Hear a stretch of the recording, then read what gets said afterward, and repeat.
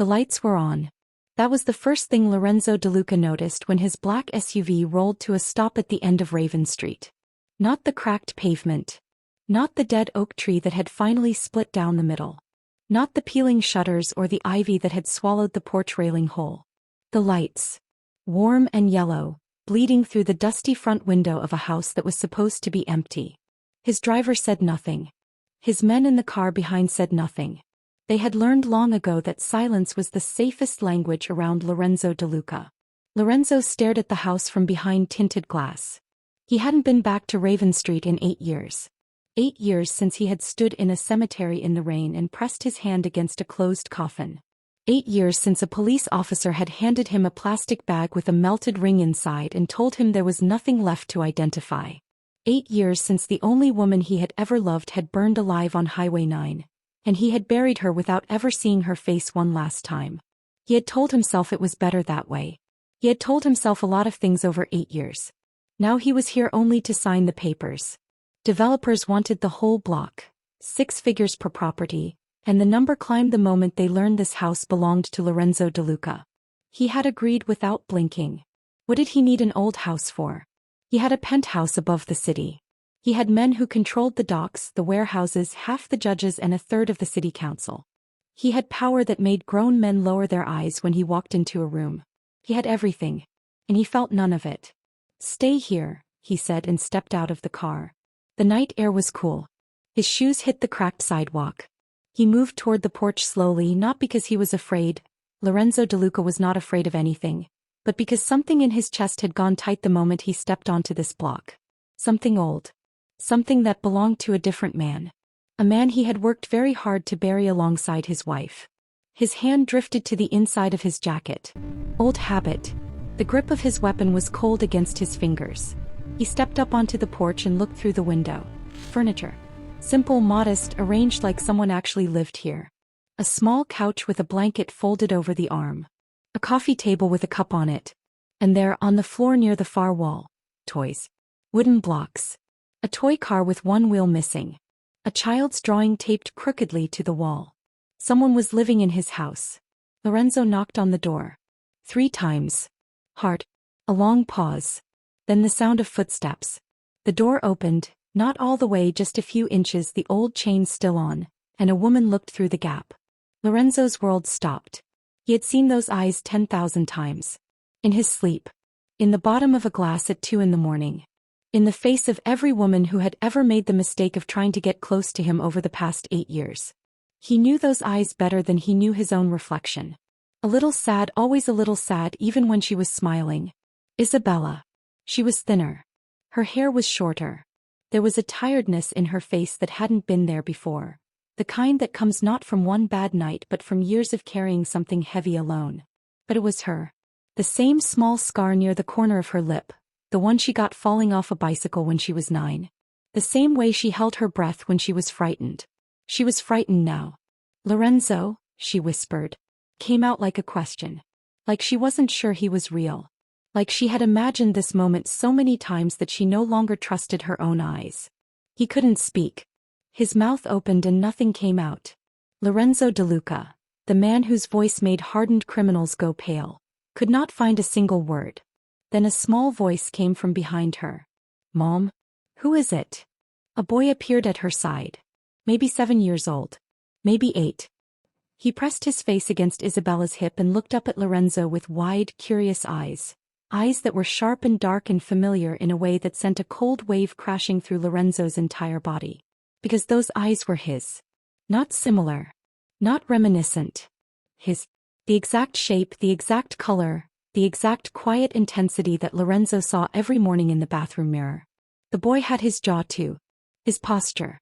The way he tilted his head slightly to the left when he was trying to figure something out. Lorenzo's chest cracked open. He did the math in less than a second. 7 years old. 8 at most.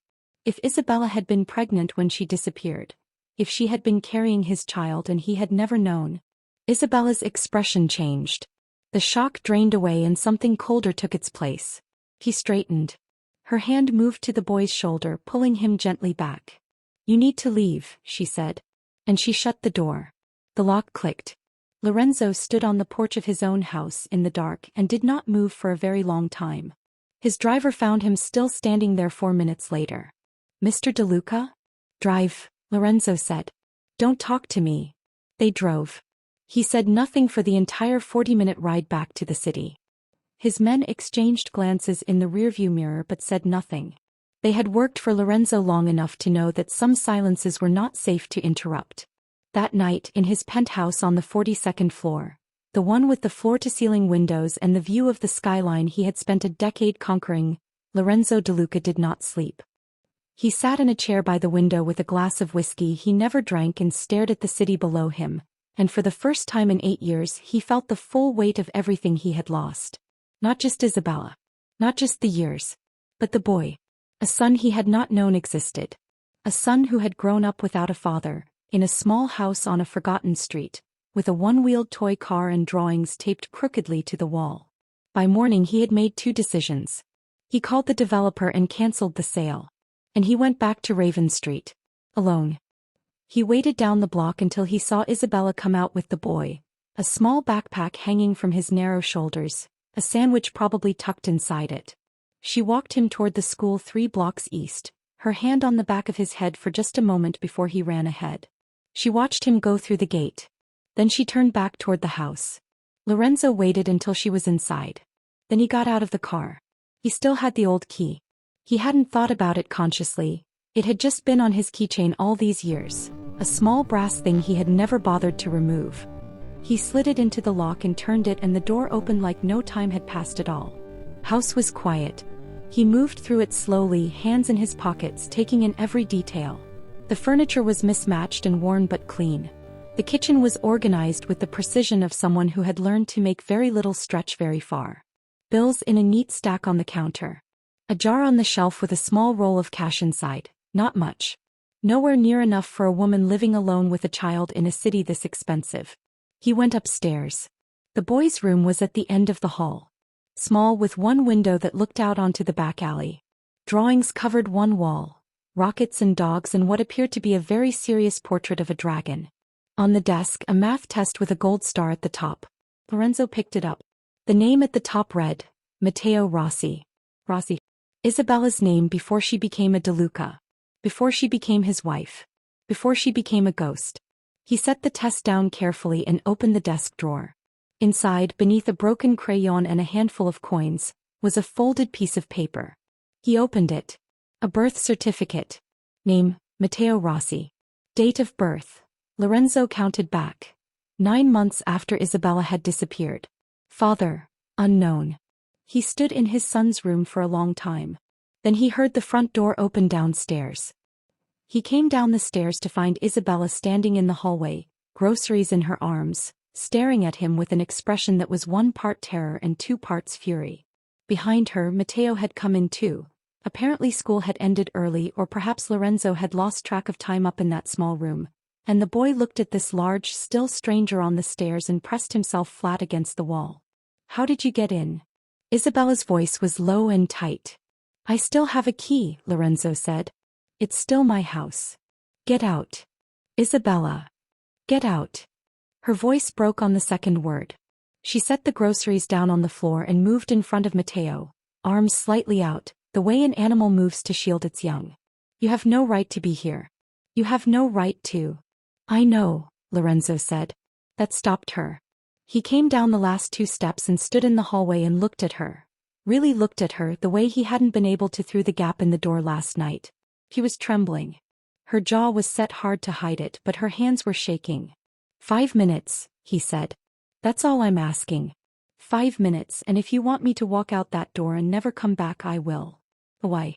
But he said it the way he said everything, like it was the only truth in the room.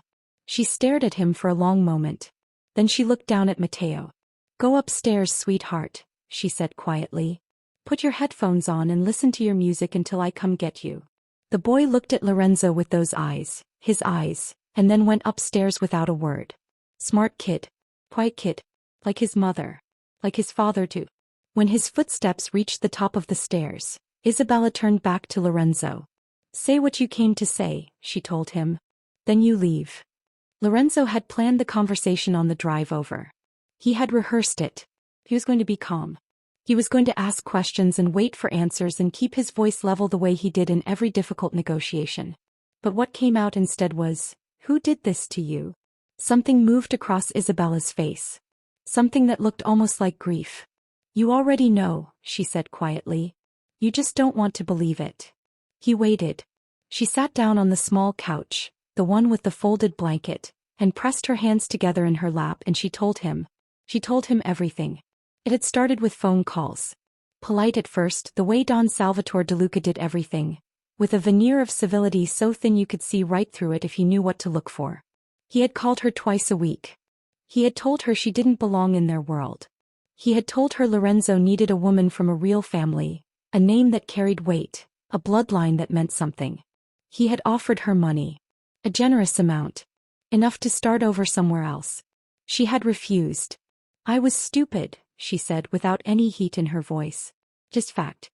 I thought refusing him would make him respect me. I thought if I held my ground he would eventually accept me. Instead he had escalated. The calls became threats. Not loud ones. Don Salvatore was never loud.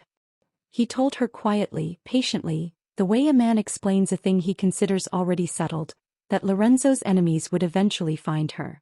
That her presence in Lorenzo's life made him vulnerable. That she was a weakness, not a wife. And then she found out she was pregnant. She hadn't told Lorenzo yet. She had wanted to wait for the right moment. One of those rare quiet evenings when the city left them alone and he was simply the man she had married rather than the heir to everything that frightened her. She had been waiting for that evening. It hadn't come soon enough. Because Salvatore had found out first. He had called her the same day she'd taken the test, as though he had someone watching, as though he always had someone watching. And he had said to her, and she repeated his words now in a flat, dead voice that told Lorenzo she had replayed them 1,000 times. "You think giving him a child protects you? It makes you disposable."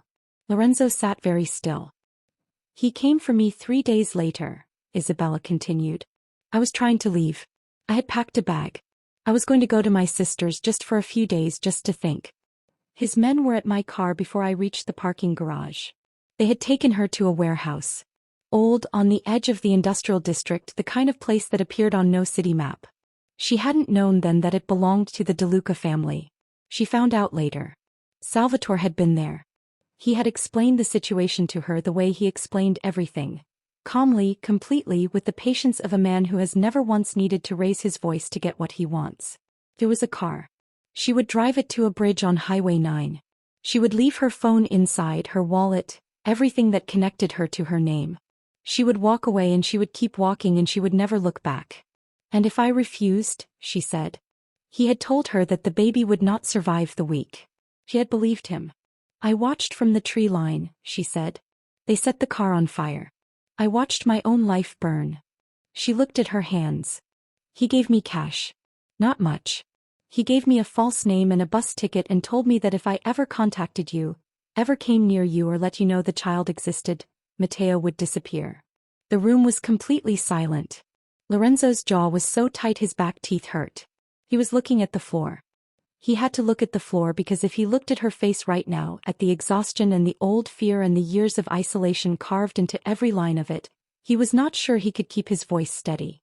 And he needed his voice to be steady. He needed to stay in the room. He made himself breathe. He made himself think. He remembered the funeral. The coffin closed and his father's hand on his shoulder the whole time, steady, firm, the hand of a man offering comfort. He remembered asking about an investigation and his father saying gently that it was better to let it go, that digging would only bring more pain, that the family needed to move forward. He remembered thinking how wise that was. How measured. How exactly like his father. He had trusted him completely. He had not questioned a single thing. And because he hadn't questioned, because he had done what he was told, buried his grief the way he buried everything else and turned it into fuel for the empire, he had lost 8 years. 8 years of his son's life. 8 years of this woman's suffering. "I'm sorry," he said. It was all he had. He knew it wasn't enough. Isabella looked at him for a long time. Then she looked away. "I survived," she said. "We survived. I worked every job they'd pay me in cash. I moved 6 times in the first 2 years. I gave birth alone in a clinic on the other side of the state. Her voice was steady. Deliberately steady. When Matteo was 4, I came back. I knew you'd abandoned the house. I broke a window in the back and changed the locks. I figured if anyone checked the deed, they'd leave the house alone because it was yours. Lorenzo almost smiled at that. Almost. He's been safe here, she said. Until last night. Until last night. Until Lorenzo DeLuca showed up at the door. He stood. He straightened his jacket. He felt something cold and final settling into place inside him. Not rage, not grief, not guilt. Something cleaner than any of those things. Something that knew exactly what it needed to do. I'm going to see my father, he said. Isabella grabbed his arm. Her grip was stronger than he expected. Lorenzo. Her eyes were wide and serious. Don't do anything, I'm going to talk to him, he said. That's all. Another lie. But a different kind. Don Salvatore DeLuca received his son in the great room of his mansion the way he received everyone. Seated in a high-backed chair with a glass of port in his hand and the complete, unruffled composure of a man who has never in his life been caught off guard. The fire was going even though it wasn't cold. Salvatore always kept a fire going. He said it reminded him of who held the heat. Lorenzo. He smiled. I wasn't expecting you. Sit down. I'll stand. A small pause. Salvatore studied his son's face. Something's happened, he said. Isabella is alive, Lorenzo said. The fire crackled. Salvatore took a slow sip of his port. He did not flinch. He did not blink. He simply looked at Lorenzo the way he had always looked at him. Measuring, assessing, calculating the exact right response. I see, he said. You're not surprised. No. The word landed like a stone dropped into still water. Lorenzo crossed the room in 4 steps and stood directly in front of his father's chair. He looked down at the old man, 70 years old now, white hair, elegant hands, eyes as dark and unreadable as a locked safe, and he felt something he had never felt in this room before. Contempt. Tell me it isn't true, Lorenzo said. Tell me you didn't do this. Salvatore set down his glass. He folded his hands in his lap. He looked up at his son with the expression of a man who is about to explain something complicated to someone who is not quite smart enough to understand it yet. I protected this family, he said. You had her staged. You threatened her. You made her watch her own life burn and then you handed me a box of ashes and told me to move on. And you did. Salvatore's voice was perfectly level. Look at what you built. Look at what you became after she was gone. You think you would be half the man you are now if you had spent the last 8 years playing house on Raven Street. He leaned forward slightly. She would have made you soft. The child would have made you a target. I removed a liability. You removed my family, Lorenzo said. I built you one. Salvatore spread his hands. Everything you have, every man who answers to you, every dollar in your accounts, every piece of this city that bears our name, I made that possible. He would have taken it from you. Not deliberately. But she would have. Lorenzo looked at his father for a long time. I'm done with the DeLuca name, he said. Salvatore went very still. She is my wife, Lorenzo continued. The boy is my son. I'm going to take care of them. And you are going to leave them alone. For the first time in Lorenzo's memory, something moved behind his father's eyes. Not fear. Not quite. But a recognition. A shift like tectonic plates settling, that this was not a conversation he controlled anymore. If you do this, Salvatore said quietly, you do it as an enemy of this family. Lorenzo picked up his father's glass of port from the table. He set it gently on the mantel out of reach. Then we go to war, he said. And he walked out. He was barely back in his car when his phone rang. One of his men on Raven Street. 3 police cruisers pulling up outside the house. Someone had called in a report. Illegal squatters, property owned by Lorenzo DeLuca, possible trespassing. A message dressed up in official clothes. His father worked fast. He always had. Lorenzo told his driver to go. Hard. They got there as the officers were stepping onto the porch. Isabella was at the door, Matteo pressed against her side, her face white as paper. She was holding herself together by sheer will, and Lorenzo could see it costing her. He stepped out of the car before it fully stopped. Officers. His voice carried. It always carried. Men turned. This property belongs to me. These people are here with my full knowledge and permission. There is no trespass. There is nothing to report. One of the officers, young, uncertain, clearly not briefed on who he was actually dealing with, started to say something about the original call. Lorenzo looked at him until he stopped. Whoever called this in, Lorenzo said, made a mistake. I suggest you go back and tell them that. The officers left. Isabella stood in the doorway and watched the cruisers pull away. Then she looked at Lorenzo standing at the bottom of the porch steps. The porch light was on behind her. The same warm yellow light he had seen from the street the night before, the light that had stopped the world. He's not going to stop, she said. No, Lorenzo agreed. He's not. Then what do we do? He thought about a phone call he had not made in 3 years. His uncle, Marco DeLuca, his father's younger brother and former right hand, the man who had walked away from the family after a falling out so severe they didn't speak his name in the mansion anymore. Marco knew where the bodies were buried. Literally and otherwise. He had been the family's bookkeeper, its record keeper, its conscience before it had run out of use for consciences.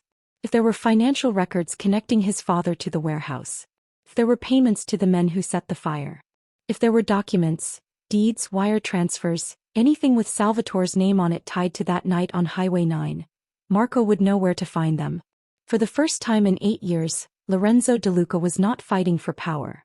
He was not fighting for territory or money or the respect of men who feared him.